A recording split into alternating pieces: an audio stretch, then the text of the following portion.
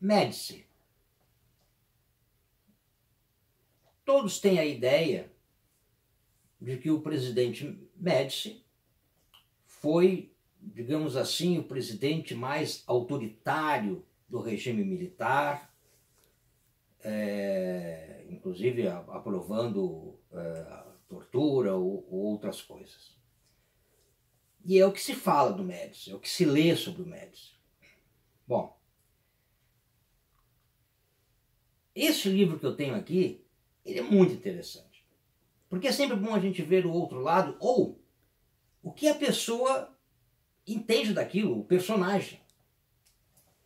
Então esse livro aqui, Segredos de Médici, do Scartesini, um jornalista, com prefácios, vejam, de Jarbas Passarinho e Paulo Brossard, não é pouca coisa. Segredos de Médici.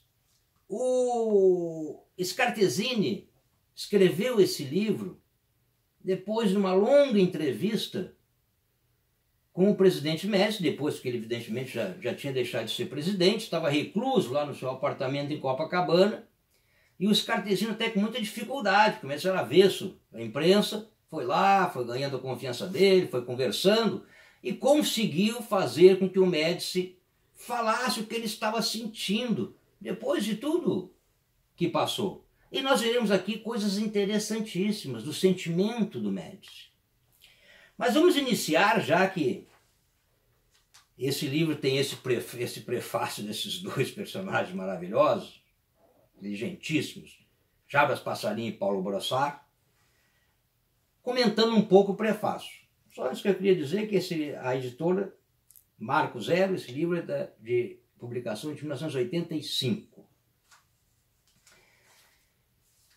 Jarbas Passarinho, no seu prefácio, diz: não fosse o absurdo da frase, eu diria que se trata, neste livro, de uma entrevista póstuma, que marca de um lado o repórter diligente a extrair confidências de quem se recusa a fazê-las, e de outro, um homem amargurado pela solidão, a que foi relegado, exposto às críticas mais acerbas, sem que encontrasse no governo que o sucedeu e que ele indicou a necessária defesa.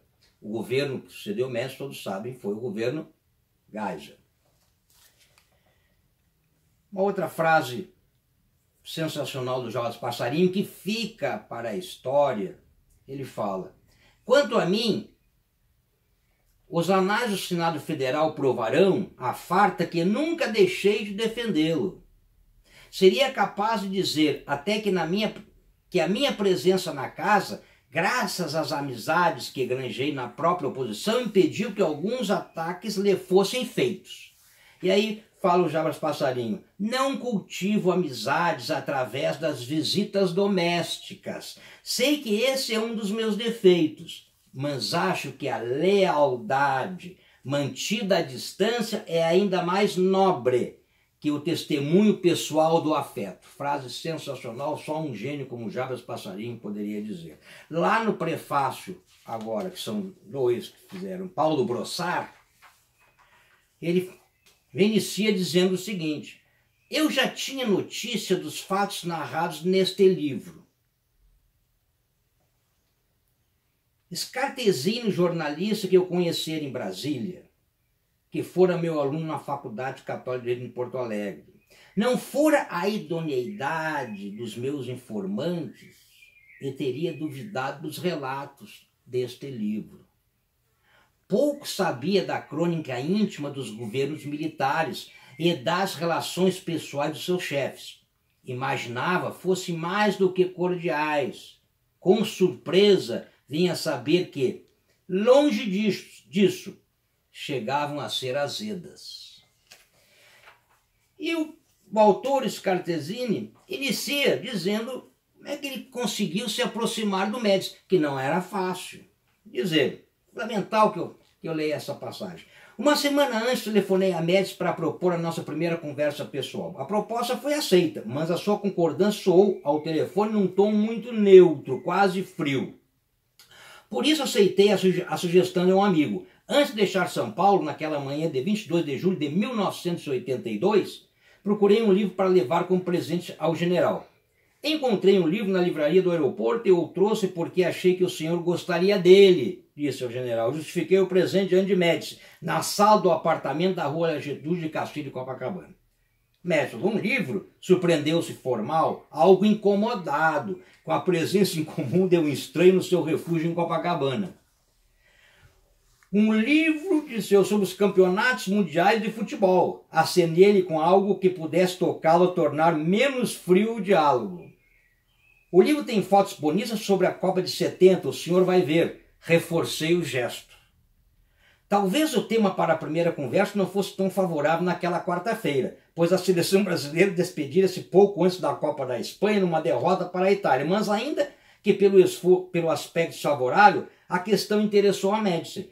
Em menos de 3 minutos de conversa, eu conquistava dele o que considerei seu primeiro desabafo, a primeira visão crítica da atualidade. Disse ele, eu tive uma discussão com o Jerônimo e ele insistiu em dizer que essa seleção de hoje é melhor que a de 70. O Jerônimo disse um absurdo. Ganha a primeira batalha. Não foi difícil concluir que referia-se ao brigadeiro Jerônimo Bastos, antigo presidente do Conselho Nacional de Esportes. Por que o senhor acha um absurdo essa comparação? Perguntei. Com a voz severa, Médici respondeu como se julgasse dispensável qualquer explicação.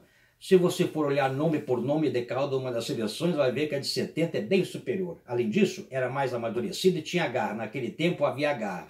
E assim, então, Scartesini conseguiu ir conquistando a intimidade do Médici para ele se abrir, né? E quebrar um pouco o gelo, que não era fácil quebrar o gelo do general. Bom, outro encontro, Médici fala assim, o Castelini fala assim, o polegar da mão direita de Médici tremia com força naquela tarde de segunda-feira.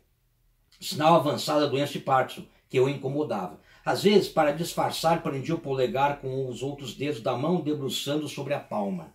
Apesar do incômodo, o general estava à vontade naquela segunda conversa de quase 2 horas, em 18 de outubro de 82, no apartamento de Copacabana. Na noite da véspera, viu na televisão o presidente Figueiredo, no programa O Povo e o Presidente, prometer a realização do sonho da casa própria para 25 milhões de brasileiros, ainda nos 2 anos e 5 meses de governo que ele restava. Mas naquela conversa, o que ocupava mais a sua atenção era a campanha pelo governo do Estado na televisão, no horário da propaganda eleitoral gratuita.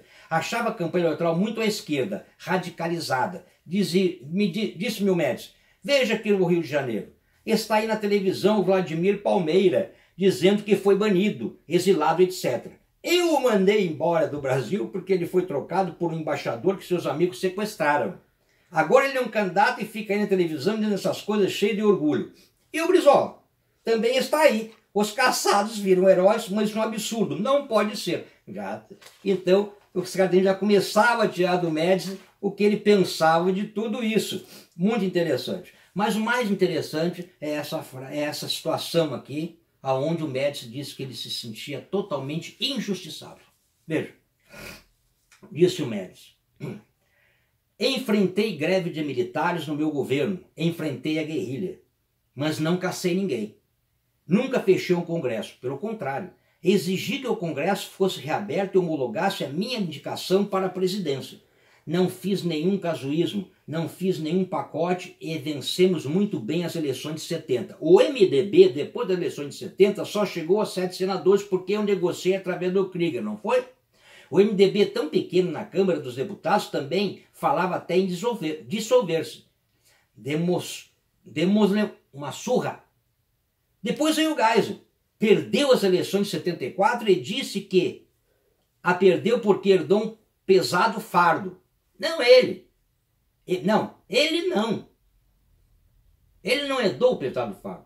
Eu que sou o arbítrio, por isso que eu não posso falar nada. Caçaram até o presidente de um partido, eles são da abertura. Eu que não fiz nada disso, sou a ditadura. Scartesini pergunta, o senhor se sente injustiçado? Médici responde, sou injustiçado. Muito interessante, depois aqui outras confidências do Médici. Livro que não dá para deixar de ler. Convido a todos a tentarem encontrar esse livro, talvez certamente possa encontrar na estante virtual, mas é sempre interessante, né? A gente olha essa figura do Médici, né?